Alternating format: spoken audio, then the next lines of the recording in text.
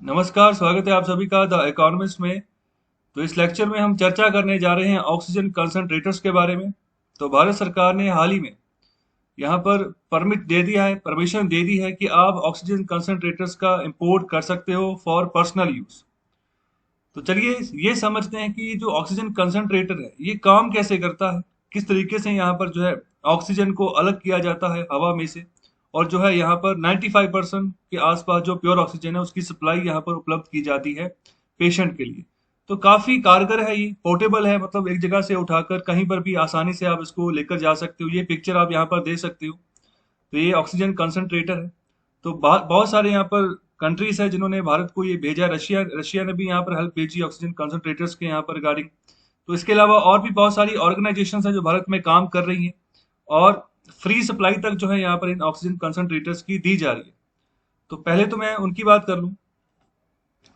तो खालसा एड नाम की एक संस्था है। तो भारत में ये काफी पुरानी संस्था है, मतलब काफी पहले से ये काम करती आ रही है। लगभग जो है 20 साल के आसपास हो गए इस ऑर्गेनाइजेशन को बने हुए। तो काफी एरियाज में इन्होंने अभी तक भारत में, जब भारत के आसपास की जो टेरिटरीज है तो वहां पर जो भी जो समाज सेवा के लिए जो यहाँ पर सेवा हेल्प चाहिए तो वो इन्होंने प्रदान की। और अभी भी यहाँ पर ये इन्होंने जो है कोशिश कर रहे हैं कि जिस तरीके से डिमांड बढ़ रही है ऑक्सीजन सिलेंडर्स की, ऑक्सीजन कंटेनर्स की, तो इसकी पूर्ति की जाए।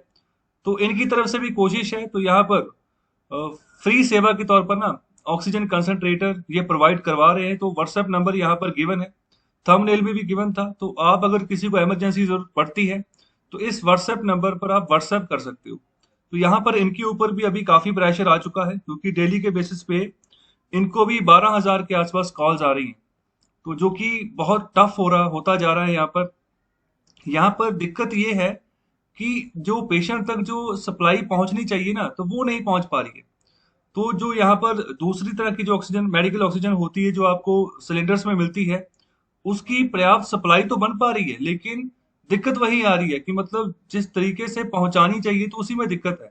ओके, तो ये पोर्टेबल है तो इसमें आसानी है, कुछ ज़्यादा दिक्कत नहीं आएगी पेशेंट तक पहुंचाने के लिए। तो यहाँ पर अगर जिसको जिसको भी इमरजेंसी जरूरत पड़े तो इस नंबर पर ये कॉल कर सकते हैं, व्हाट्सएप कर सकते हैं। और आपका ये दायित्व बनता है कि अभी इस क्राइसिस के समय में ऐसी इंफॉर्मेशन को आप शेयर करो। क्योंकि बहुत सारे बच्चों को ना, मैंने यहाँ पर ये सिनेरियो देख रहा हूँ डेली बेसिस पे, मतलब किसी के जो पापा है उनको मतलब कोविड हो गया तो अभी ऑक्सीजन की उनको जरूरत है। तो ये सिनेरियो लगातार बिगड़ता जा रहा है। ओके, तो अभी चलिए आगे बढ़ते हैं। तो अभी समझते हैं कि ऑक्सीजन कंसंट्रेटर जो है ना ये काम कैसे करता है। तो ये देखिए, ये पूरा का पूरा अभी जो मैंने आपको पिक्चर दिखाई थी ना, तो उसका ये इंटरनल सिनेरियो पूरा का पूरा कि अंदर से वो कैसे दिखता है। ये अलग अलग पार्ट्स हैं। ओके, तो अभी ये अलग अलग पार्ट्स, हर एक पार्ट्स का क्या फंक्शन है इसको थोड़ा सा डिटेल में आपको मैं बताता हूँ। तो देखिए, जो सिंपल हवा होती है, जो सिंपल हवा है जिस जहाँ पर हम सांस ले रहे हैं, तो वहां पर 80% के आसपास नाइट्रोजन है और यहाँ पर 20% के आसपास ऑक्सीजन होती है। इसके अलावा यहाँ पर ना कुछ परसेंटेज आर्गन गैस की भी होती है। इसके अलावा और भी जो और गैसेज होती है उनकी बहुत कम परसेंटेज पाई जाती है हवा में। ओके, तो ज्यादातर नाइट्रोजन की मात्रा बहुत ज्यादा है, तो ऑक्सीजन की मात्रा उसके बाद आती है। और हमारी बॉडी को दुरुस्त रहने के लिए ऑक्सीजन की ही यहाँ पर सप्लाई चाहिए होती है, जो नेचुरली जो यहाँ पर जो प्रोसेस भगवान ने बनाया है, मतलब कि ऑक्सीजन हवा से हमारे अंदर फेफड़ों में जाती है और हम यहाँ पर सही तरीके से रह पाते हैं। तो अभी यहाँ पर ये प्योर ऑक्सीजन प्रोवाइड करता है। तो ये जो प्योर ऑक्सीजन प्रोवाइड करता है ये 100% प्योर नहीं है, ये 90 से 95% प्योर ऑक्सीजन होती है। ओके, तो मतलब कि जब ये जो ऑक्सीजन बनेगी इसमें थोड़ा बहुत हवा का कंटेंट भी रहने वाला है, लेकिन फिर भी कारगर है। ओके, मतलब कि अभी जो पेशेंट है ना उनको प्योर से प्योर ऑक्सीजन की सप्लाई चाहिए, क्योंकि जो फेफड़े हैं, कोविड 19 जो है, जो कोरोना वायरस है, इस तरीके से फेफड़े को खराब कर रहा है, जख्मी कर रहा है कि सांस जो है ना, ऑक्सीजन जो चाहिए वो नहीं मिल पा रही है पर्याप्त मात्रा में। तो ये उसकी कमी पूरी कर सकता है और लोगों की जान बच सकती है। तो अभी बात क्या कर रहे हैं, अभी चलता कैसे ये प्रोग्राम। तो यहाँ पर एक कंप्रेसर लगा हुआ है, एक मोटर है, कंप्रेसर है, जिसका काम क्या है, हवा बाहर से खींचनी है और यहाँ पर हवा को खींचकर आगे यहाँ पर डिलीवर करता है, पुश करता है हीट एक्सचेंजर की ओर। ओके, तो यहाँ पर हीट एक्सचेंजर है। तो हीट एक्सचेंजर का काम क्या होता है, जो हवा की जो स्टेट है ना, मतलब अगर गर्म है तो ठंडी कर दो, अगर ठंडी है तो गर्म कर दो। यहाँ पर हीट एक्सचेंजर का काम ये होता है। ओके, तो अभी यहाँ पर देखो, जो बाहर से हवा आ रही है तो उसको यहाँ पर हीट एक्सचेंजर क्या कर रहा है कि अगर टेम्परेचर ज्यादा है तो उसको यहाँ पर कम करने की कोशिश करता है, डाउन करता है। ओके, तो यहाँ पर ये सर्च टैंक है जहाँ पर जो कम टेम्परेचर वाली हवा जो है वो इकट्ठी होती रहती है, तो आगे यहाँ पर उसी कंप्रेसर का दबाव इतना होता है कि आगे हवा जो है यहाँ पर पाइप्स के थ्रू फ्लो करती है। तो यहाँ पर बात को जरा समझिए। अभी जब ये फ्लो करती है ना, तो यहाँ पर दो तरीके के मॉलिक्यूलर सीव बेड्स लगे होते हैं। यहाँ पर सीव बेड्स इनका नाम है। तो ये दो तरह के बेड्स हैं। तो अभी इसके ऊपर ही ना एक 4 वे सोलेनॉइड वाल्व जो है वो लगा हुआ है। ओके, तो अभी क्या करेगा ये, जब ये कंप्रेसर यहाँ से बाहर से हवा निकालकर हीट एक्सचेंजर के थ्रू यहाँ पर सर्च टैंक में भेजेगा, तो यहाँ पर टेम्परेचर डाउन जाएगा थोड़ा इसका हवा का। और आगे यहाँ पर क्या होगा, ये जो 4 वे वाल्व है ना, तो अभी ये क्या करेगा, ये जो पहले वाला जो यहाँ पर सीव बेड है ना, सिर्फ इसको ऑपरेशन में रखेगा। ये दूसरे वाला जो है ना ये बंद हो जाएगा। ओके, दूसरे वाला अभी के लिए यहाँ पर काम नहीं करेगा, सिर्फ और सिर्फ जो है पहले वाला काम करेगा। ओके, तो इसमें भी क्या होगा, इसमें क्या होता है, इसमें जियोलाइट नाम का एक मटेरियल होता है। तो ये कुछ ऐसा दिखता है जियोलाइट नाम का मटेरियल। तो ये देखिए ऐसा है। ओके, तो ये मतलब छोटे छोटे ना ये क्यूब के फॉर्म में होते हैं। तो यहाँ पर 6 साइड्स इसकी होती हैं, क्यूब की 6 साइड्स होती हैं, नेचुरली सबको पता है। और इसके अंदर भी जो ना छोटे छोटे पोर्स होते हैं, होल होते हैं। और ये जो यहाँ पर ये सीव बेड का इंटरनल स्ट्रक्चर है, तो इस तरीके से आपको ये नजर आएगा। ओके, तो इस तरीके से ये पूरा का पूरा इसी से भरा हुआ है। ओके, तो यहाँ पर इसका काम क्या होता है, अभी देखो ये बाहर से हवा आ रही है। ओके, तो हवा आ रही है तो क्या करेगा, ये जो यहाँ पर जियोलाइट मटेरियल यहाँ पर भरा पड़ा है ना, तो ये क्या करेगा, जो यहाँ पर नाइट्रोजन है ना उसको एब्जॉर्ब कर लेगा।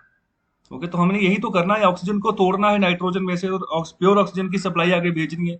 ये नाइट्रोजन को एब्जॉर्ब कर लेगा, इसके अलावा और जो बाकी की गैसेस है उनको एब्जॉर्ब कर लेगा, और जो बाकी की ऑक्सीजन बचेगी उसको आगे यहाँ पर भेजेगा। तो यहाँ पर इस तरीके से यहाँ से निकाल दिया ऑक्सीजन और नाइट्रोजन यहाँ से निकाल दी, वो अपनी मर्जी है। ओके, तो नाइट्रोजन चाहे यहाँ से निकाल दो, चाहे ऑक्सीजन को आगे भेज दो।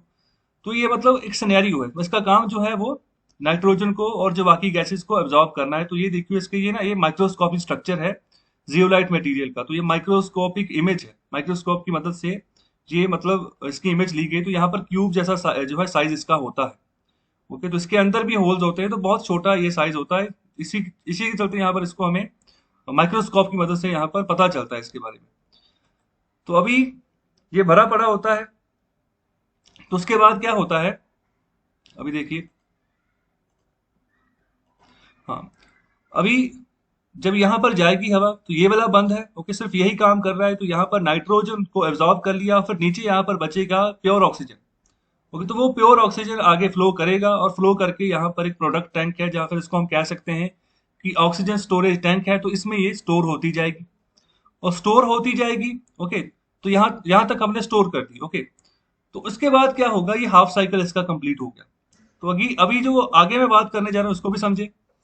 अभी जो दूसरा साइकिल शुरू होगा ना, उसमें क्या होगा, ये जो 4 वे वॉल्व है ना, तो ये क्या करेगा, ये शिफ्ट कर देगा। पहले यहाँ पर थी, यहाँ पर कंप्रेसर की यहाँ पर जो हवा आ रही थी यहाँ से जा रही थी पहले वाले सीव बेड से, अब वो 4 वे वॉल्व शिफ्ट कर देगा दूसरे वाले सीव बेड के ऊपर। ओके, दूसरे वाले सीव बेड में भी सेम ऑपरेशन चलेगा। तो यहाँ पर भी जियोलाइट मटेरियल भरा पड़ा है, तो यहाँ पर से भी नाइट्रोजन को ये अब्जॉर्ब कर लेगा, बाकी गैसेस को अब्जॉर्ब कर लेगा, सिर्फ ऑक्सीजन बचेगी जिसको ये आगे फ्लो करने देगा। फिर यहाँ पर ये इसी स्टोरेज टैंक में ये जाना शुरू कर देगा, लेकिन तब तक के लिए जो पहले वाला ये जो है ना ये बंद हो जाएगा।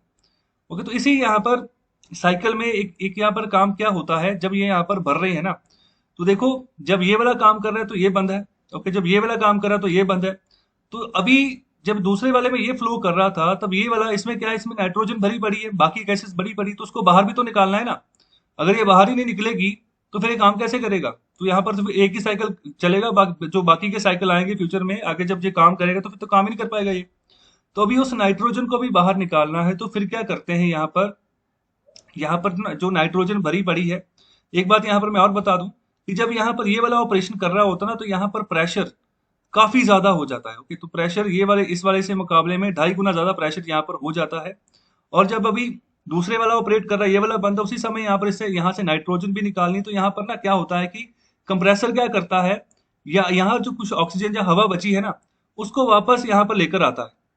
और वापस जब यहाँ पर लेकर आता है तो फिर क्या होता है कि मतलब नाइट्रोजन में से दोबारा ऑक्सीजन मिक्स होगी, दोबारा मिक्स होगी, तो यहाँ पर प्योर हवा बन गई। तो फिर यहाँ पर से एक पाइप निकाली होती है बाहर की ओर। ओके, तो पाइप बाहर की ओर निकाली होती है, जिसका मतलब क्या होता है, ये जो अंदर की नाइट्रोजन थी ना, वो हमने किसी ना किसी तरीके से बाहर निकाल दी। और इसी तरीके से दोनों ओर यहाँ पर पाइप्स आती हैं। ओके, तो यहाँ पर यहाँ से भी पाइप बाहर निकलती है और यहाँ पर से भी एक पाइप बाहर निकलती है, जो नाइट्रोजन प्लस यहाँ पर जो ऑक्सीजन बैक लेकर हम बीच में डालते हैं फिर बाहर कर देती है उसको, तो यहाँ पर वो पाइप्स यहाँ पर शो नहीं की हुई है। तो ये भी जो आप फ्लो यहाँ पर देख रहे हैं ना, ये पाइप्स के थ्रू ही सब चलता है, सारा काम पाइप्स के थ्रू है। ओके, इसकी अलग से पाइप लगी हुई है, ये आप सी बेड 2 की सी बेड 1 की अलग से पाइप लगी हुई है।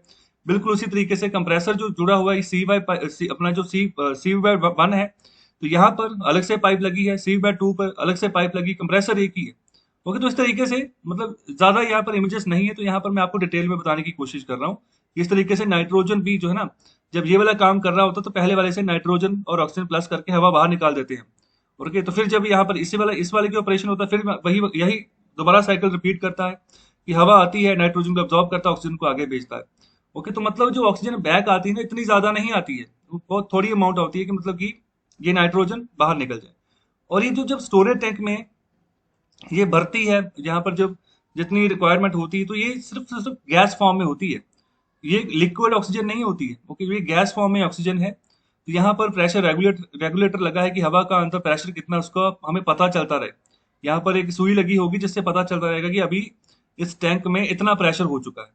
ओके, तो अभी इसको भी लगाना क्यों जरूरी होता है, सेफ्टी के पर्पज से। तो यहाँ पर सेफ्टी वॉल्व भी लगे होते हैं। तो सेफ्टी वॉल्व यहाँ पर उसका मतलब क्या होता है, सेफ्टी वॉल्व का मतलब होता है कि कई बार ऐसा होता है कि इसको आप स्विच ऑन कर दो कि पीछे से कंप्रेसर चालू हो जाएगा और मतलब ऑक्सीजन यहाँ पर इस टैंक में भरती जाएगी। लेकिन अगर कई बार ऐसा हुआ कि सेफ्टी वॉल्व यहाँ पर नहीं है, जब खराब हो गया ना, तो ये फट भी सकता है।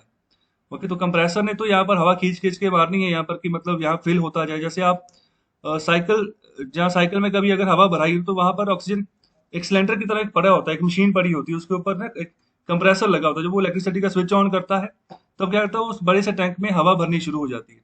ओके, तो कंप्रेसर का काम क्या है, बाहर से हवा खींच के उस टैंक में वो डालता है। तो कई बार उसका भी सेफ्टी वॉल्व खराब हो जाता है, वो भी फट जाता है। ओके, तो मतलब ये भी जो है ध्यान रखने के लिए यहाँ पर बातें होती हैं। तो यहाँ पर क्या होता है, प्रेशर देख लेते हैं हम, कितना प्रेशर है, कितना हो गया, कितनी कैपेसिटी, उसके हिसाब से मैनेज कर लिया। फिर यहाँ पर आता है फ्लो मीटर।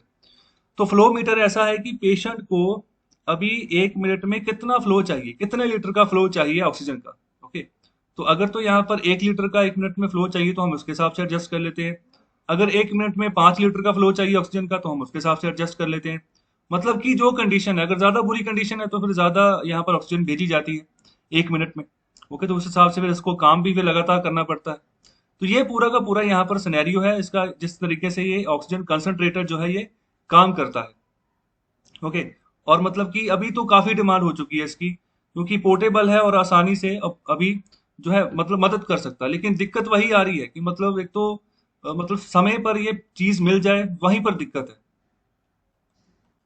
तो यहाँ पर भारत सरकार क्या कह रही है, तो जो director general of foreign trade है ना, तो इन्होंने यहाँ पर पर्सनल यूज के लिए परमिशन दी है। तो कहा है कि आप गुड्स का इंपोर्ट कर सकते हो। ई कॉमर्स पोर्टल जो है, जो यहाँ पर फ्लिपकार्ट, अमेजोन वगैरह जो ये प्लेटफॉर्म्स है, तो यहाँ से भी आप मंगवा सकते हो, या फिर पोस्ट और कोरियर के थ्रू भी आप मंगवा सकते हो। तो यहाँ पर जहां जहां पर भी कस्टम क्लियरेंस की जरूरत है, तो यहाँ पर सिर्फ और सिर्फ, बाकी सब जगह यहाँ पर प्रोहिबिशन लगी हुई, रुकावट लगी हुई, लेकिन सिर्फ और सिर्फ कुछ 3 चीजें यहाँ पर बात करें कि जिनके ऊपर से सभी रुकावटों को हटा दिया है। तो अभी पहली बात तो जो लाइफ सेविंग ड्रग्स है, मेडिसिन है, दूसरा ऑक्सीजन कंसंट्रेटर, तीसरा राखी है। ओके, तो यहाँ पर जो राखी के रिलेटेड गिफ्ट्स है ना, तो उनको अलाउ नहीं किया गया है, आप उनका इम्पोर्ट नहीं कर सकते हो। तो यहाँ पर ये 3 चीजों की यहाँ पर बात की जा रही है director general of foreign trade के द्वारा। और इसके अलावा जो बात की जा रही है कि पीएम केयर फंड्स में से 1 लाख पोर्टेबल ऑक्सीजन कंसंट्रेटर को अभी खरीदा जाएगा।